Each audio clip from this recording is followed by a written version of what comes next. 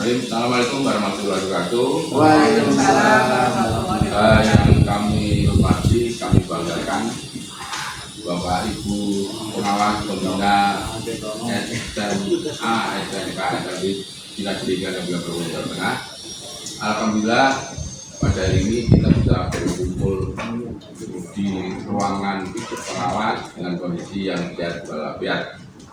Bapak Ibu yang kami hormati, pada hari ini ada kegiatan pengimbasan coaching ke sekolah yang lain. Kegiatan ini merupakan satu hal yang bisa kita katakan penting karena sekarang kurikulum merdeka di mana masing-masing sekolah itu harus melaksanakan atau menerapkan itu. Dan nanti materi-materi apa yang akan disampaikan itu menjadi satu pencermatan tersendiri sehingga ketika pelaksanaan nanti di lapangan menjadikan hal tersebut tidak terkendala. Demikian pengantar dari kami, kurang lebihnya mohon maaf. Terima kasih. Assalamualaikum warahmatullahi wabarakatuh. Waalaikumsalam warahmatullahi wabarakatuh. Bismillahirrahmanirrahim. Assalamualaikum warahmatullahi wabarakatuh. Waalaikumsalam.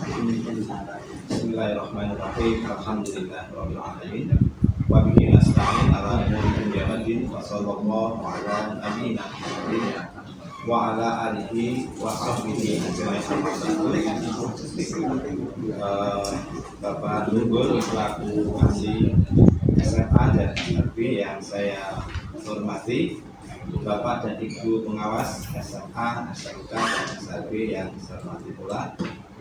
Pada kesempatan kali ini, yang pertama saya mengucapkan syukur kepada Allah atas karunia kita bisa berkumpul di ruang pengawas Tabdin 1 dalam keadaan sehat walafiat. Kemudian salawat dan salam mari senantiasa kita sanjungkan untuk kita Nabi Muhammad SAW.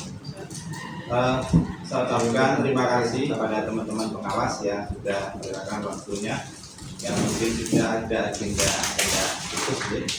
Nah, di sini saya akan menyampaikan beberapa hal berkaitan dengan pelatihan yang baru-baru saja saya ikuti, yaitu di Solo, berkaitan dengan coaching, yaitu coaching perencanaan berbasis data, di mana ini salah satu metode pembimbingan kepada kepala sekolah atau juga kepada guru dengan metode coaching.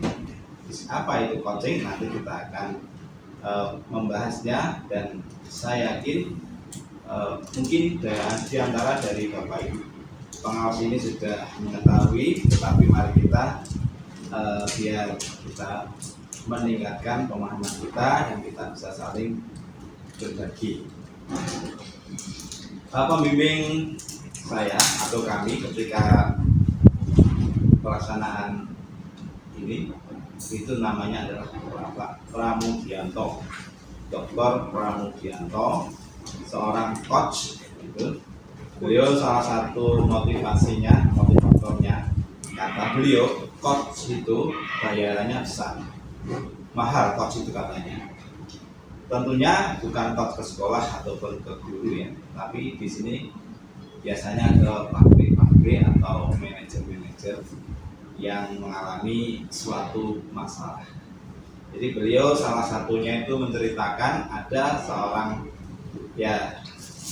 manajer dari luar negeri ke Jakarta. Ini terkenal, artinya sukses begitu. Tetapi tiba-tiba di Jakarta itu hasil pekerjaannya itu turun, artinya tidak seperti biasanya. Nah, setelah dilakukan coaching, ternyata masalahnya bukan pada orangnya itu, bukan pada Pak Direkturnya itu, tetapi pada istrinya.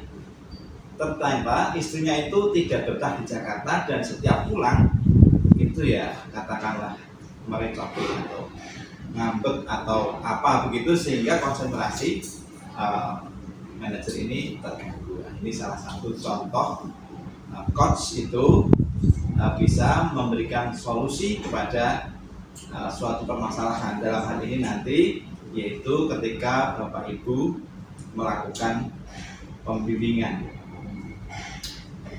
Bapak dan Ibu, salah satu hal yang paling penting di dalam coaching itu adalah adanya keinginan untuk berubah. Ya, jadi keinginan untuk berubah terutama dari coachingnya. Jadi orang yang memberikan atau yang memandu coaching itu namanya coach. Kemudian yang di coachingi atau yang diberi pembimbingan itu namanya coaching. Gitu. Nah di sini hal yang paling penting tadi adanya kejujuran nanti, kejujuran, kemudian mau berubah. Jadi kadang-kadang kita ini sering mindsetnya, istilahnya ada mindset itu tidak mau berubah, artinya sering kita mengecap orang itu sudah lagiannya kaya ngono.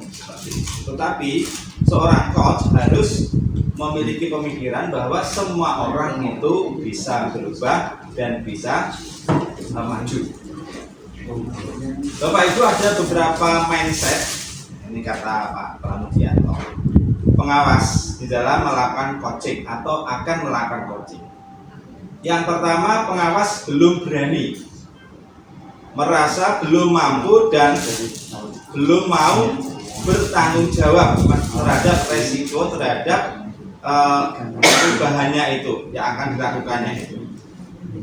Dia tidak berani melakukan perubahan kecuali kalau ada juknisnya. Jadi kalau misalnya kita pengawas ini kalau belum ada perintah atasan mungkin untuk melakukan coaching ini belum berani, belum ada perintahnya. Kemudian yang kedua, pengawas masih bekerja berdasarkan perintah saja.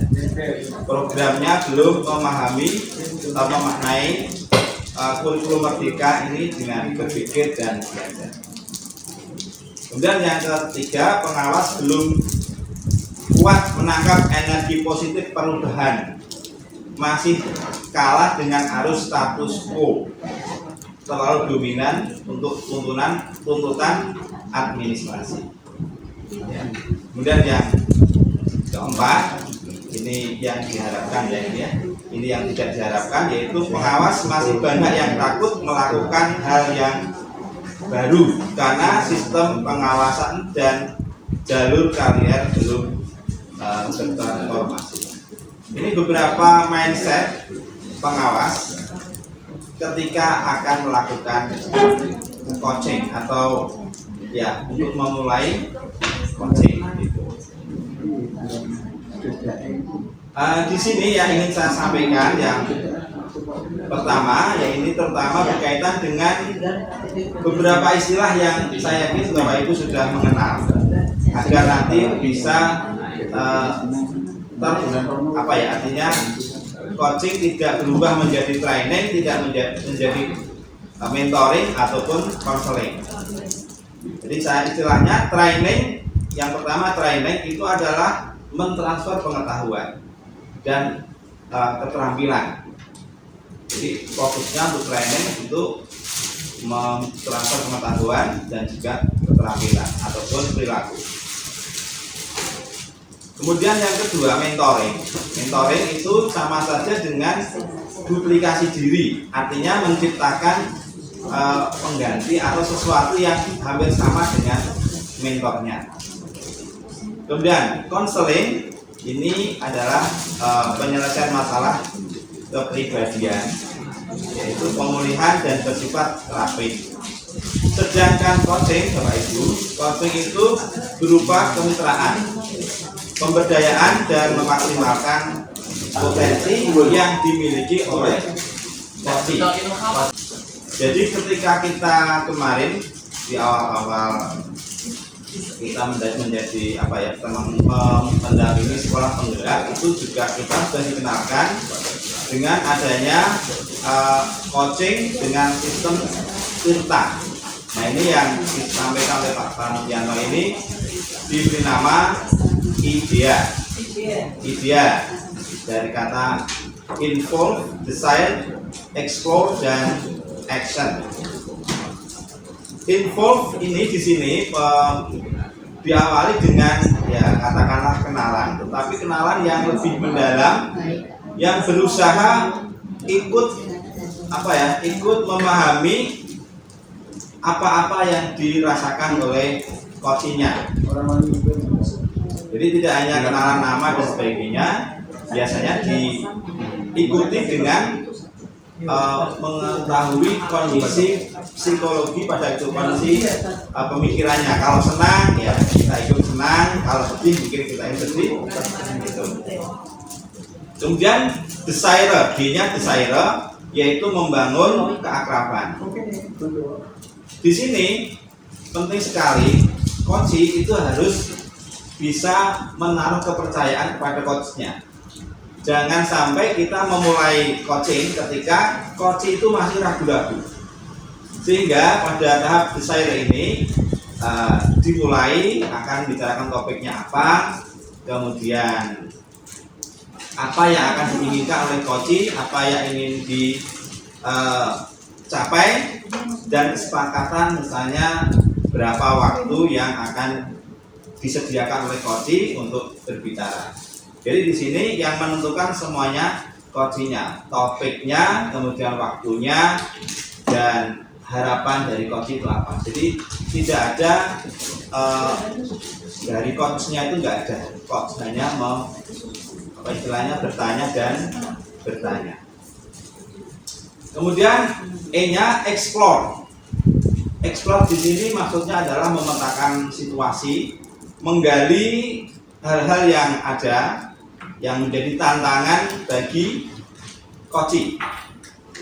Kemudian di sini juga coach harus bisa memilih kalimat-kalimat yang mengarahkan jawaban dari hal-hal yang diinginkan dari sesuai dengan tujuan yang akan dicapai tadi. Jadi apa yang akan dicapai itu di sini ekspor ini katakanlah batang tubuh dari coachingnya di sini. Di sini waktunya cukup lama ya. Jadi misalnya waktu yang disediakan 30 menit mungkin bisa mencapai 20 menitan sendiri atau bahkan lebih untuk ini. Kemudian yang A atau action, yakni berupa buat rencana, komitmen, kemudian cara memantau perkembangannya. Jadi di akhir coaching ketika coaching itu coach harus sudah, jangan lupa menanyakan apa yang akan dilakukan, kemudian kapan itu akan dilakukan, termasuk coaching yang kedua atau setelah lanjutannya itu kapan waktunya. Dan ini harus disepakati antara coach dan coachee. Kalau misalnya terjadi sesuatu yang misalnya janjian coachingnya akan dilakukan sepekan lagi, kok ternyata tidak ada halangan, ya harus dibuat janji ulang. Jangan sampai terutama coach itu lupa. Jadi harus mengingatkan. Kalau perlu misalnya kurang 1 hari mengingatkan gitu. Harapannya apa yang sudah dibicarakan di coaching yang pertama nanti menjadi dasar untuk pembukaan bagi pelaksanaan coaching yang kedua. Bapak dan Ibu, ketika kita melakukan coaching, hal yang paling penting dan mendasar adalah gerak tubuh dan sikap kita. Jangan sampai kita meng-coach itu dengan menulis, meskipun itu berupa catatan-catatan. Jadi pastikan panjenengan itu melihat dengan jelas wajahnya, sesekali menatap, mungkin agak menggerakkan tubuh, mendekat atau menunjukkan istilahnya support ya, sungguh-sungguh. Kalau itu memang menarik ya, tunjukkan bahwa sedikit mendekat atau memiringkan kepala, mengangguk, setuju begitu. Jadi ini harus dilakukan oleh seorang coach. Jadi dengan pikiran, dengan kata-kata, juga dengan gerak tubuh, memberikan apresiasi kalau memang diperlukan. Tetapi sekali-kali jangan sampai panjenengan itu, oh ini yang bagus yang ini ya. Karena kepala sekolah itu kalimat yang selalu keluar adalah kami mohon bimbingannya, Bapak. Seperti itu. Nah ini kita sebagai coach jangan sampai terpancing menunjukkan ini yang baik, itu yang tidak baik atau kurang baik. Kalaupun ingin misalnya seperti itu, maka pertanyaan dengan pertanyaan, menurut Bapak ini dan ini baik yang mana? Bisa seperti itu. Nah, alasannya apa? Seperti itu. Jadi kita harus diam, mendengar, menikmati, menyesuaikan diri dan ikut merasakan apa yang disampaikan oleh seorang coach atau kepala sekolah dalam hal ini ya. Bapak Ibu, saya yakin untuk memulai coaching ini sangat berat Bapak Ibu, karena yang saya rasakan seperti itu. Selama pelatihan ini saya baru melakukan coaching 2 kali.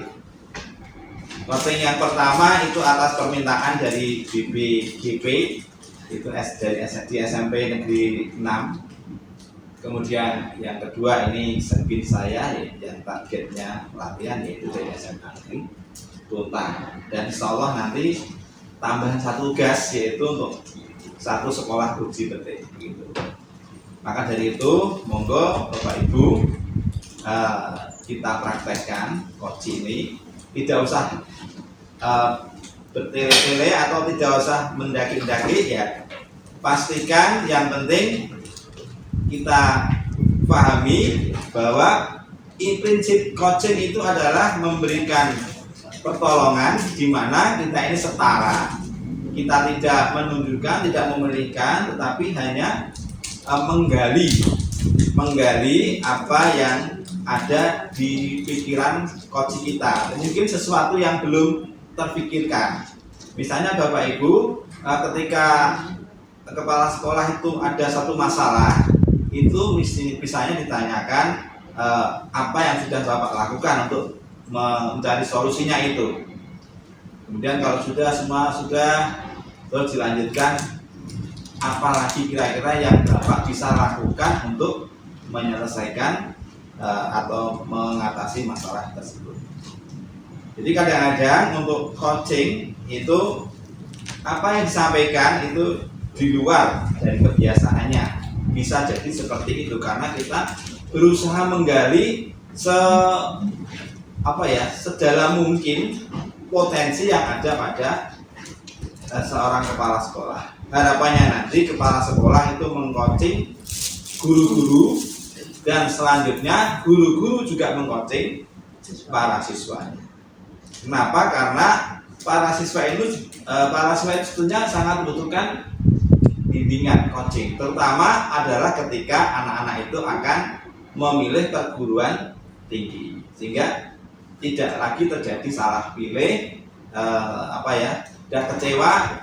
Ada teman saya dulu waktu kuliah itu D3 kan D3 itu diploma itu ada teman itu dikiranya kalau kuliah diploma itu kerjanya jadi diplomat gitu. Ya, itu karena ketidaktahuan seperti itu. Nah, demikian Bapak dan Ibu yang dapat saya sampaikan. Pada prinsipnya seperti itu. Hal-hal yang dari kita itu tadi mendengarkan, kemudian ikut memikirkan, kemudian ikut merasakan. Jadi kita feelingnya klop gitu, dan kita fokus kepada coach kita. Jangan sampai disambi dengan jalan sana dan jalan sini. Pastikan ketika kita melakukan coaching itu usahakan tidak ada orang masuk, orang keluar, atau ada orang yang lewat. Jadi ini kalau seperti itu nanti akan mengganggu. Dan hal yang paling penting adalah seperti prinsip BK ya ini kerahasiaan. Jadi disampaikan di awal kalau ada yang rahasia dan Bapak tidak menginginkan orang lain tahu, insya Allah saya siap untuk menimba itu. Jadi kepercayaan ini bisa ditumbuhkan. Semoga apa yang saya sampaikan meskipun tidak sempurna bermanfaat untuk Bapak dan Ibu, dan mungkin kesempatan lain Bapak Ibu yang sudah nanti melakukan coaching kita bisa berbagi, sharing kesulitannya di mana. Karena coaching itu berbeda dengan membimbing dan sebagainya. Baik yang coach maupun coaching itu akan sama-sama pusing ya. Pusingnya memilih kalimat, coachingnya jujur apa orang jawab bagaimana, ini juga akan menjadi satu kendala. Tapi lama-lama insya Allah katanya kalau kita sudah sering latihan itu akan berhasil. Demikian, terima kasih Pak Tunggut, teman-teman pengawas. Mohon maaf atas kekurangan dan kesalahannya, dan terima kasih, semoga bermanfaat. Assalamualaikum warahmatullahi wabarakatuh. Waalaikumsalam warahmatullahi wabarakatuh. Untuk materi sepertinya pernah di-share ya Pak?